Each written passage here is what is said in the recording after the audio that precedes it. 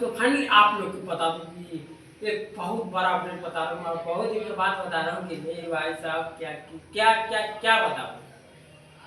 बता दे रहा हूँ कि देखिए अभी नवरात्रि चलने वाला है और नवरात्रि में फाइनली भाई साहब बहुत है और शूटिंग हो गया है, सॉरी शूटिंग हो गया और रिलीज होने वाला है। तो उसमें कुछ करके एक फोटो रिलीज हुआ है जो कि आप लोग को यहाँ पे दिख रहा होगा।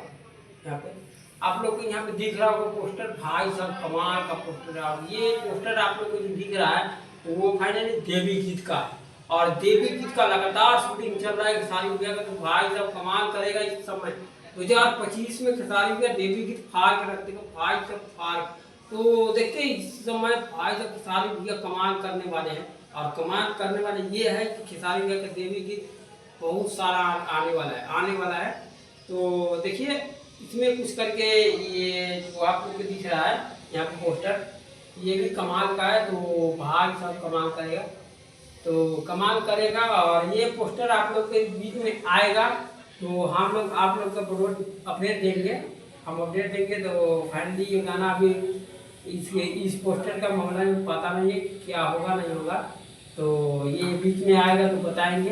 फाइनली जो आया है आज उसका अपडेट आप लोग को पहले मिल गया है इस वीडियो में, तो आप लोग जाके देख सकते हैं।